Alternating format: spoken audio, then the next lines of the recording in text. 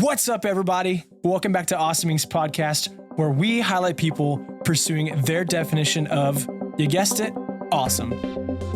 So buckle up and get ready for some more success story adventures and failures from Kentucky's tech and entrepreneur community.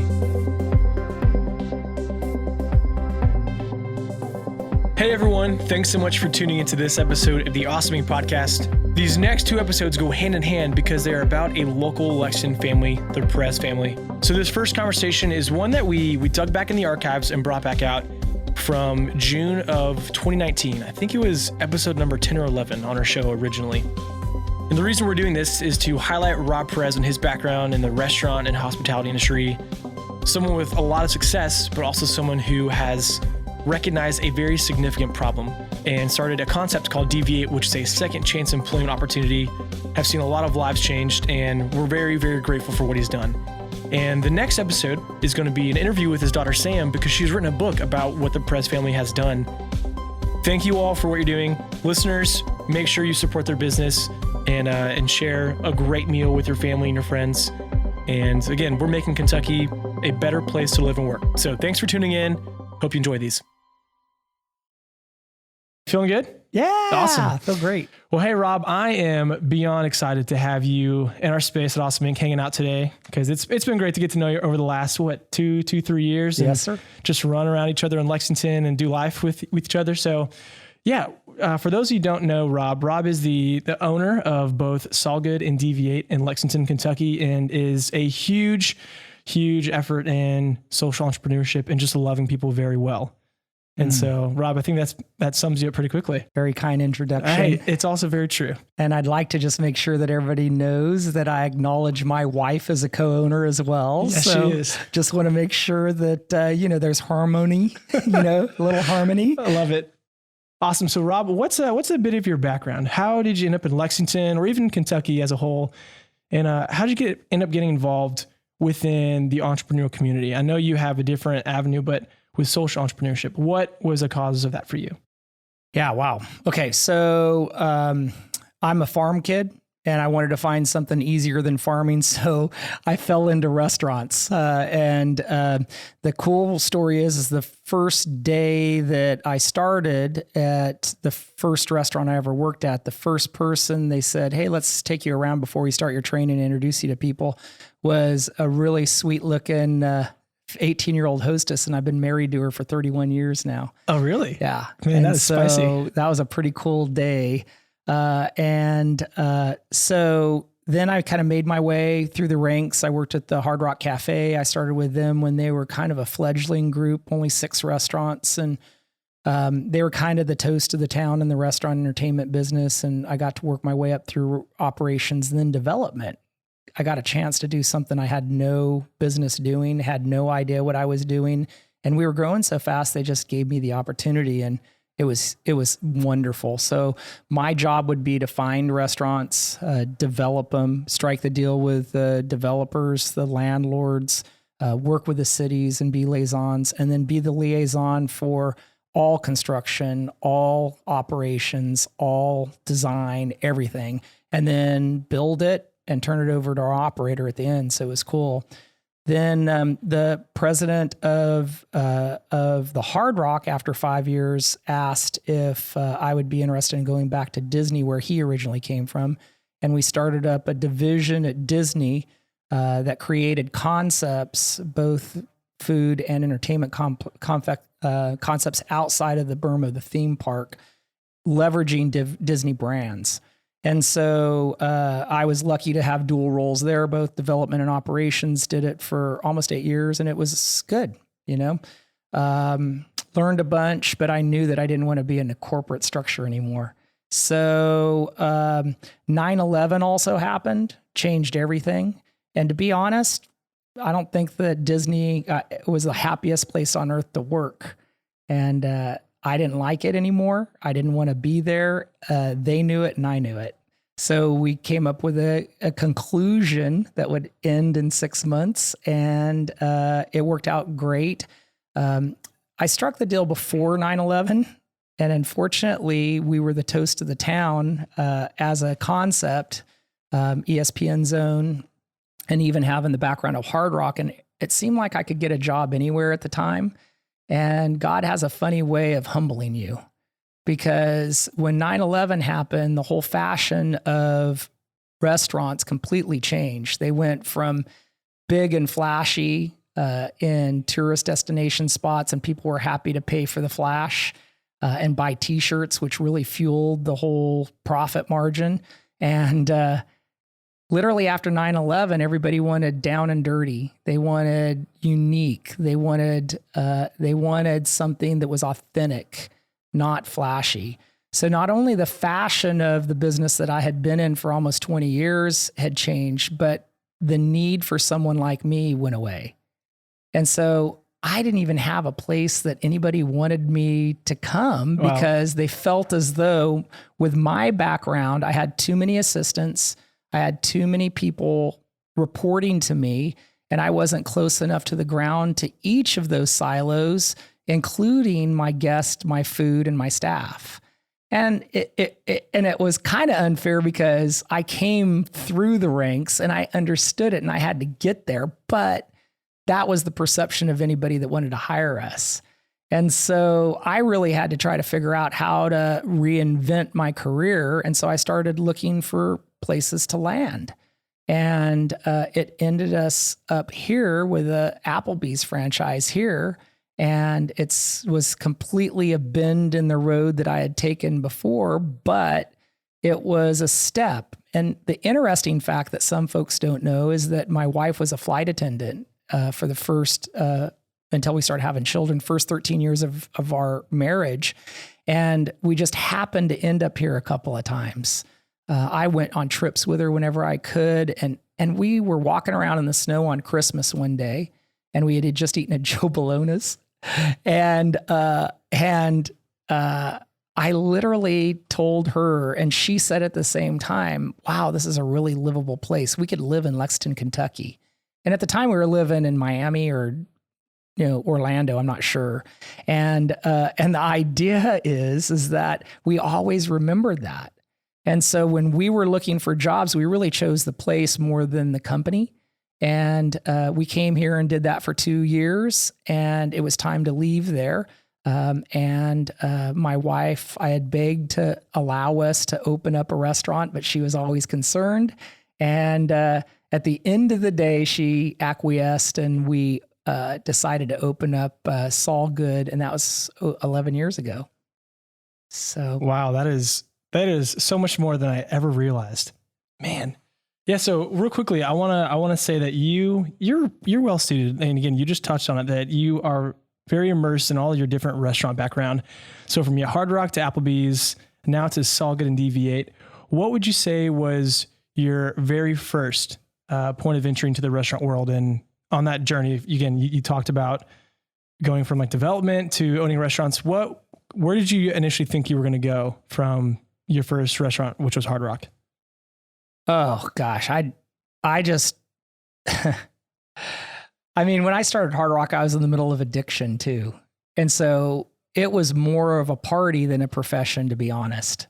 I was always serious about my profession, and I worked really hard. And the cool thing about being a farm kid is you're not afraid to work hard. And the reality of this whole thing is that I feel so lucky to have that farm background and work really hard and know how to work physically hard, that it served me so well in an industry that really is just kind of understanding how to become sophisticated now. So the long and the short of it is that I got a lot of credit for working really hard. And I was lucky enough to have the heredity that helped me think really deeply about things. And so the ability to work hard as a blue collar worker and think hard as a white collar worker really suited me well in the restaurant industry. I can't imagine me being able to do as well in any other, I guess, career. And I mean, I barely have a high school degree. Really? Yeah. Didn't know that. I cheated my way through that too, by the way. Man, times are different now. Yeah. I love that. Yeah. So you talked about how you were on Christmas. It was Christmas Day, and you were here with your wife, and you're like, wow, Lexington's it's a memorable place. I could see ourselves living here. How did Saul Good formulate? You talked about people didn't want flashy; they wanted something authentic and unique. How did Saul Good, over a decade ago, develop out of a flame plight to Lexington? Great question. Well, we were trying to figure out how to develop something with the name ESPN in it, some entertainment idea. And we were in the Hancock building in downtown Chicago, and we were conducting focus groups with people in Chicago because our focus for the very first whatever ESPN thing we were going to build was going to be in Chicago originally. And we went into really a whole evening of focus groups. And the funny thing is that they got there was 3 separate groups, and they divided it up into unaided questions where they didn't place any perception of what they were doing, just left it completely broadly and asked questions, and then aided questions in the second half. Well, each of the 3 groups unanimously, when there was an unaided question like, so tell me what would work best in Chicago? What kind of restaurant, what kind of entertainment complex would work best in Chicago? And as loudly and as quickly and as definitively as possible, every single person says, oh, whatever you do, don't do a sports bar. Don't do anything to do with sports. And they kept on drilling down, and everybody that's there that's trying to open up something that's a sports concept is all deflated. And it gets worse. I mean, it was like, hey, sports concepts are completely ubiquitous. I mean, Chili's, Fridays, everybody is a sports bar. And so don't do that. Well, buyers are liars. So the second half of this is that they said, okay, now what kind of what kind of restaurant or entertainment complex do you think Chicago's ready to have if it had the name ESPN attached to it? Then it wasn't anything but positive, mainly from the men. The women were kind of lukewarm still. And I realized that the women were more focused on really not having a sports bar in the first part of the focus group. And so I started thinking about that. And I ran across this data that said that women decide 76% of the time where people eat. And I started thinking, okay, so the women didn't want a sports concept. We're opening a sports concept, and I wanted to know why. And so I tore it all apart. And in that kind of process, I never forgot it. And when I started thinking and dreaming about opening up our own place, I went right there. And I thought, is there a way to build a restaurant that wouldn't void a woman's opinion or a woman's desire to go to it? If you could make a 0 veto vote from every woman, what would you build? And so we really built the concept of Saul Good around the idea that no woman should say no. And every guy hopefully doesn't even know that, that's what it's built for. But really, it's really a restaurant that women won't hate. So won't say no to, like no woman, that's the goal. That is shocking to me. Wow. I had no idea. That's a really cool story. And I think what's great is you had so much customer discovery with that, and you figured out who your audience would be. And again, it sounds like women are very decisive when they want to eat. And I know I'm pretty much go with the flow. So yeah, that's cool to know. And that makes a lot of sense. And is that something that you found in Lexington specifically, that women would not say no when they come to your restaurant? Well, no, I think that it's nationwide. Okay. But how do you apply it without making the man feel uncomfortable? I mean, our whole organizing principle is based on an urban legend that we built, and that was that Saul Good grew up on the East Coast, the son of a jeweler, and that they were a jewelry family, and he was convinced he was going to be in the jewelry business. He went every Saturday to work in the jewelry store, and he learned the trade from his dad. But what he loved best about Saturdays was going to the local restaurants with all of the buddies of his parents and talking about what happened that day, how things were going. And Saul Good did go in. His name was Saul Good, by the way. He did go into the jewelry business and would travel to buy and sell jewelry, in particular in Belgium. Fell in love with the waffles, the chocolate, and the beer. And so the idea, he had to go to Belgium all the time because Antwerp is the European diamond mart. And then he would go sell stuff in Asia, the West Coast. And we took all of our menu items and based it around that story. And so the idea is that Saul Good did the jewelry store for 20 years and he fell out of love with really the jewelry business and in love with just entertaining and food. He always loved that interaction ever since he was a kid on Saturdays. So he converted the jewelry store into Saul Good Restaurant and Pub. And that's why we have, it looks like, if you really look hard, there's jewelry cases that the bar is made out of. The walls have mirrors on it. So, because women or men would look at their jewelry in the mirror. And the reason we picked jewelry is because it's a parallel product that predominantly women like. And so we thought that if we had gold walls, ruby red, soffits, and mahogany bars, hostess stand, and everything, that it would connect with that on a very subtle way that guys wouldn't recognize, but women might identify with. So that what is that thing that you can't explain that draws you to a product? And that was the idea. You guys were so thorough. I'm so impressed. Wow, that's amazing, Rob. I think you have probably been the most thorough person I've talked with in terms of finding out the why. I mean, that definitely, there's a big draw to that, and I think that's really, really savvy. Thank you. Oh, you're welcome. Thank you.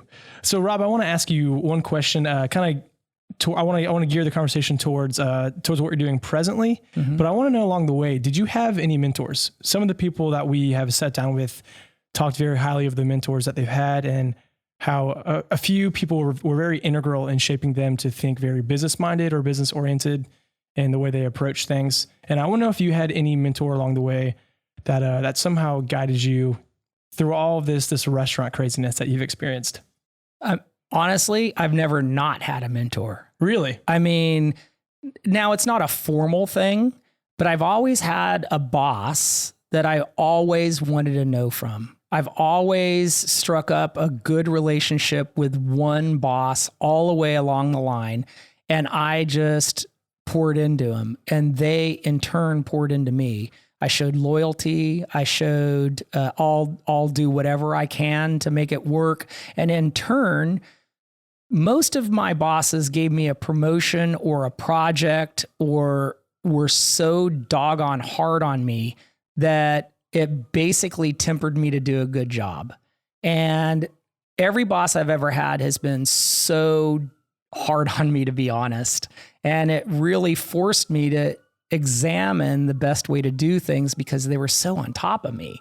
And so I would say first Marshall McCall in California at the first restaurant I worked at. Then I would say that Jim Stanley at the Hard Rock was awesome for me. And then at Disney, it was, Art Levitt, and they were always super high performers and they kicked my butt. I mean, totally kicked my butt all the way along. Hey, that's how you get better, man. That's really exciting. What does it look like for you to have a mentor nowadays in Lexington? Well, it's a little bit different way. I now have kind of converted that to spiritual and life kind of mentors. And I still am inquisitive. I still am interested. And for the first time in my life, since I've probably in my late 40s and I'm 54 now, I'm trying to find it through scripture, trying to find it through prayer. And I'm trying to learn, from the Word of God. And so I do a little bit less of the physical person, but I try to get it from as many people as I possibly can. And I never stop asking questions and, hey, can you help me think about this? And hey, can you help me collaborate with this? And then I'm just a sponge on how they do it, why they do it, what do they think? How can they're successful at something I have absolutely no idea what I'm doing. So I want to glom onto them. I love that. Super encouraging, Rob. Super encouraging. Thanks for that. So speaking along people, Robbie, you have highly emphasized how throughout the restaurant industry and just your time in the professional world that you've always been surrounded by people. And I want to know what have been some of your greatest successes and failures. So how have both of these been learning lessons that have shaped how you run your business today? Yeah. So for most of my career, it was only about a bottom line. And I would run through people, I would run over people, and I would crush them to reach the financial bottom line. And if I thought it was right, I didn't even consider who you were, what you were all about, who your family was. It didn't matter to me. This was all a gigantic game. And my biggest failure is my lack of relationships for the bulk of my career based on my own, I guess, self-interest. And I'm most embarrassed about that. And I have lots of regret and I have a lot of sorrow over it. And I hope that I'm doing a lot to change that mentality. And I was wrong, and I'm sorry for the people I hurt and disregarded. And I am consciously praying, thinking, and being deliberate about being different today. Well, I'm not a fast learner. Okay. And I can kind of trace any success that I've ever had with an absolute failure. And I have never, ever learned anything that I've done well. I've only learned when I've screwed up. And I am confident in my opinion sometimes to a fault. And so I would go through thinking I knew stuff and I didn't, even with good advice. So I think that some of the failures that I've had that were devastating that I had to learn from, one was addiction. I had to go through a really, tough personal time figuring out my addiction and how it was going to fit into my life, into really my marriage, into my work life, because I'm in the restaurant industry, and it was difficult. That was probably one of the most poignant things that have happened. And, I think my wife and I went through some really difficult times where we didn't know if we were going to make it. And that really stilled myself, and it made me understand what's important, and that people are just as important as accomplishments. And I don't know if I treated life that way before. And there's probably a fairly strong argument that says that after my addiction and I got into recovery, I switched my addiction to work to fill me up instead of, something more appropriate like God and your family and all that. I used work as something to fill the void with. Rob, that's wonderful. Well, didn't start off wonderful. hey, that's true. Yeah, it's evident in that, but yeah, it's great to see that your eyes have almost been open to how you treated people and the value that people do have. I know that actually part of your story it feeds into what you are currently doing. And again, earlier we talked about how you are known for your social entrepreneurism, and I want to know exactly what does that look like to you before we move on to the next question. Yeah, I think that social entrepreneurism to me is something that I had to craft in my head after doing research. Surprise, surprise. And what we came up with is there's, a fairly significant movement that uses something called the triple bottom line. And that is to be financially stable and monitor your bottom line financially, just like every business does, to make social impact within your business as broadly and as deeply as you can. And then lastly, do it for a higher purpose. And ours just happens to be Christianity. But when we work with our folks, we want them to know that's our story And we'd love for them to consider it, but at the end of the day, that's their decision. A lot of secular data that says that folks that bring a higher purpose to work every day are better at their jobs and like their jobs more. So there's a lot of reasons to do it. So really, I think that those are the things that are important to us. The quality in the first piece is what I think most social entrepreneurs don't carry that we try to carry. So yeah, can you speak into that real quickly by what you mean about quality? We really dove into other social businesses, and respectfully, they all are doing a good job. The one thing that I will tell you is that we didn't see much quality in product, quality in experience, and quality in atmosphere. And I got scared. The social business that we built is 100% my wife's idea, not mine. I told her it couldn't work. And the reality of it is that I didn't think it could work because our past of hiring people that had a past in addiction was terrible.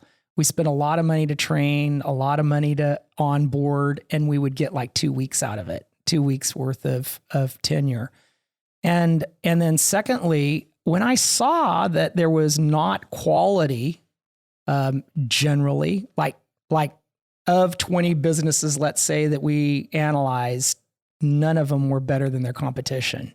4 of them, I'd say, were equal to their competition. And I'd say that probably 16 were 20% worse than their competition. And they were relying solely on people's hearts to continue to purchase product from them just to keep going, or very kind people that would give donations. And I just sat there and went, man, I'm worried that the social restaurant that Diane wants to do is just going to be doomed to failure if we're not good. If we don't have good food, good product, good atmosphere, good service. And I was afraid that maybe that folks with a past addiction couldn't carry it off. And I thought that this was a pretty big, bite to chew. Yeah. And I didn't know how to make this work. And so Diane used really 4 or 5 major themes with me to convince me that we should do it, even if we lost everything. Well, I agreed to do it after she really pushed and challenged me. But in the back of my head, I realized that I couldn't run something that was going to teach someone how to get fired by being average, or even worse, below average. It was our obligation to try to figure out how to be 20% better than our best competition. At least that's our goal. And so our hope is that when the folks leave, they're going to understand specifically, how can my performance at work, how can I build relationships at work that earn me a raise, that earn me a promotion, that keep me sustainably employed for the rest of my life, and get the connection. And that's what we wanted to do. That was really important to us. Well, Rob, as your friend, I can validate that your food is excellent, and the atmosphere, the quality, the people you employ, they're really great. And so I always enjoy coming, either if it's with my friends or on a date or with my family, to any of your restaurants. It's always a pleasure. So hope you know that many people think that. You're very kind. Well, I'm very truthful as well. Thank you. So I want to talk quickly again. We're kind of going towards what you're doing now, and I want to ask how common is addiction in the restaurant business? Because I know for you personally, that has been a reason you started your restaurant currently called Dv8, and I want to know some of the backstory as to some of the issues that you've spoken about, and to how that led you to formulate, hey, we need to give people a second chance. I want them to know that we value them, we believe in them, and we know they're capable. And would you mind speaking into some of those experiences that led to Dv8? Yeah, as it relates to the restaurant industry in general, I believe that addiction is either attracted to the restaurant industry, or the restaurant industry attracts addiction. I'm not sure, but it seems like the propensity, is higher to have an addiction issue.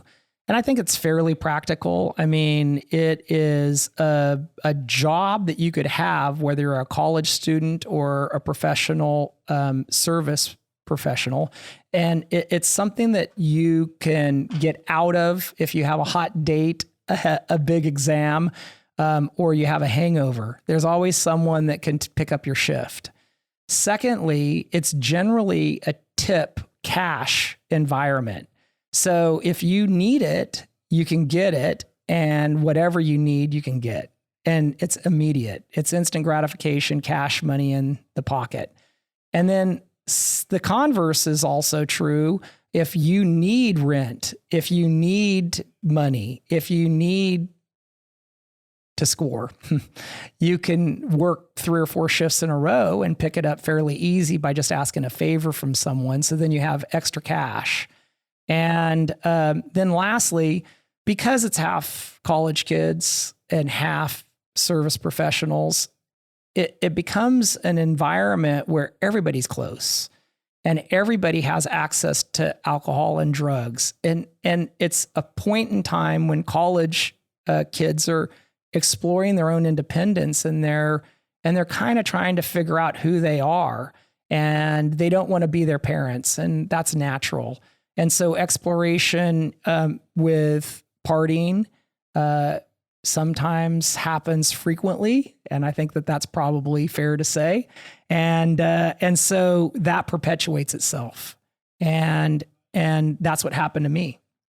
And so I think that this is a typical phenomenon in the restaurant industry. And don't forget, the restaurant industry now is the largest employer in the U.S. And so let's say that there is, as a percentage, more people that, as a percentage, has addiction in the restaurant industry. It's also the biggest industry. So that's kind of, sobering, excuse the pun, to contemplate. So yeah, I think it's prevalent. It sounds like you know more of that than I ever will. Wow, that's and you've had to walk through that yourself and also work through that. And again, how did all this lead to the restaurant you founded alongside some wonderful people and your wife, Dv8? Well, Diane, again, used levers to convince me. She says the restaurant industry has a problem. At the time when she started kind of pushing me, we had lost 12 people to addiction. Now we've lost 16 in 3 restaurants in 11 years. Or I'm sorry, 4 restaurants now in 11 years. And so she was saying like, hey, look, you stood on the backs of these people and profit on them. Why don't you do it? I mean, she got down on me. And I kept on saying no because of what I'd mentioned before. Then the best server we ever had, we caught doing heroin in our bathroom. And we built a relationship around her, gave a second chance to her, but didn't know how to manage someone in recovery and didn't know how to validate it. It led to us finding out that she was still doing heroin after 7 months, and we'd become friends with her. And we again let her go. She went to rehab. 6 months, extensive, detox, behavior modification, therapy, and in, really a big inpatient push to try to help her get her head right. She went out and got a job. She got one right away because she was special, incredibly special, still is. And she got a job at a fancy urban supermarket, and they let her go because she had a background that had drug possession and a shoplifting. And so that was heartbreaking. And Diane goes, look at how our society eliminates opportunity for someone that has made a mistake. Automatically and systematically, employers in America don't ask anybody about their addiction. They just don't interview them because they have a gap in their employment history. And she says, if they knew that she had gone through rehab, would they give him a chance? But we aren't even hardwired today to even think about that question. We don't contemplate it. And it's funny, we don't really contemplate recidivism. And I mean recidivism with people going back to addiction from recovery. And we don't really consider our role when it comes to recidivism, people going back to prison. Why wouldn't we understand that we're part of the problem? Because once they're released, the jail cell wall doesn't go away. The jail cell wall is now invisible, but it goes in front and in between the person that's trying to apply for a job and the boss. It goes in between the person that's trying to get an apartment and the person that's going to rent them an apartment.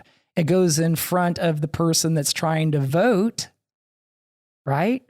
I mean, if you can't get a job, you can't get an apartment, you don't have any representation, why wouldn't you go back to that way of life and end up back in prison? If there's no hope, there's no hope. Man, Rob, I'm so glad that you are making a change, and it's very evident that this is something so important to you and your family. And I think it's beautiful that you guys are giving people that second chance. And I know that's the mission of Dv8, and you are giving people who have, relapsed or been in jail a chance to come to work, because everything you're saying is right. We often as people drop the ball over and over again with willing to reach out our hand and help someone when it's tough, when it's dirty, when it's unattractive. And I understand exactly your thought there. I had a friend who had some substance issues, and they had to go to rehab, and it was a difficult journey, just willing to not want to give up on them, honestly. And I know that we had some tough conversations about a year and a half ago when they were walking through some of this. And sometimes when you don't know what to do, you do nothing. Mm-hmm. And you're more afraid of being vulnerable and helping them. So, man, I'm so appreciative, and I know many people are for what Diane and you do. Mm. Yeah, so, thank you. No, thank you, and it's great. So, if you guys haven't been to either Sauget or Dv8, I would highly encourage you to go. They have some wonderful people there, and it's a place where it's very life-giving. I think that's one thing that's most enjoyable about your establishments is they're life-giving, if it's through good food or conversation. Rob, if you could travel back in time, knowing what you know now at 54, what's one thing you would tell your 25-year-old self that would be beyond helpful?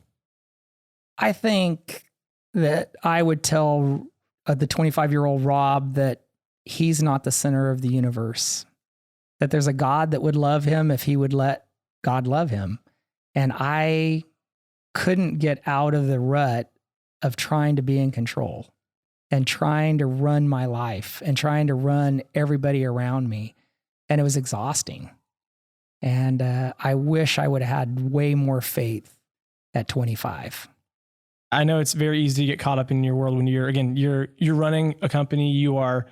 It's your pride and joy, and you're the head honcho. I know it's very easy to get wrapped in and keep your focus directly on you and making sure that the lights are on, you're paying bills, people you're on people are on your back, excuse me. And so, yeah, it's very easy to get wrapped up in, I understand that. So what is some advice, maybe other than, giving more of the humble approach, that you would give to anyone who is interested either in starting some sort of startup, whether it's like tech related or not, or someone who's interested in social entrepreneurship? What is some of that advice that you think is like you should know? It's a must know to succeed. I think that the advice would be exactly the same for a for-profit or a social impact business. And it would be through the example of my life. I always was searching for more when I had the coolest job, the highest paying job, what looked like the coolest situation. And I was doing well in a cool office, right? But I was always still searching for something. And the reality of it is, no matter what you do in business, if you can incorporate thinking of others as much as yourself, and maybe even before yourself, and if you can bring a higher purpose to work, it totally changes everything. Conversely to the fancy jobs I used to have, I'm basically a busboy now, and I'm not getting paid very much. I've had 2 days off in 2 years. And honestly, it's the best job I've ever had because I'm contemplating running a business for someone other than me. And I bring God to work every day, and it's something I never did before. And so I can just tell you from my experience, having a focus of other people and a higher power, I think is very, very compelling for anybody that wants to have an awesome life. I guess one of the things in our lives that really blow me away is that I had a 10th grade teacher ask me once this question. He said, "Hey, Perez, why did man not fly 50 years before the Wright brothers?" And I'm like, I don't know. It's pretty abstract. I don't. And he pressured me to try to figure it out. And 10 minutes, 15 minutes went by. I didn't know. And finally he had to give me the answer because I was so frustrated. He says, we didn't fly as man 50 years before the Wright brothers, even though we had the technology. We had everything 50 years prior, but we didn't fly because we thought we couldn't. And going into the second chance opportunity business, I've realized that that's our approach. And we aren't even contemplating that we should help people because we think we can't. We think that really helping people to prevent them from going back to drugs or prison is too hard and it'll never work. And the connection that really makes the difference is not transactions like giving money or going to Thanksgiving dinner and serving the homeless. It's really, really about relationships. The only hope we have as a society is to stop a second and literally get our hands dirty, screw up our schedules, and just have a relationship with someone that needs it. Because most of these folks hadn't had a good parental experience, where they chose to drug during the middle of the formative years where they were trying to learn how to be independent. And I would just try to ask your audience to contemplate what we can do instead of what just is impossible, and try to do it for people and incorporate that relationship model into everybody's corporate culture. And I challenge you to stop worrying about recycling things like cans and paper and start repurposing people and having relationships. That's great. Rob, thanks so much for joining us today. We really appreciate it. My pleasure. Thank you. Well, that's it, guys. Thank you so much for checking out this episode of Awesomings Podcast. And another quick thank you to Lee Rosevear and a few members from our community who provide the music that you hear in this show. Lastly, give us a follow on Instagram, Facebook, all that jazz. Or even better, come on down to our space. Come be a part of our community and get plugged in, and let's start something awesome together. You guys rock, and we'll see you next time.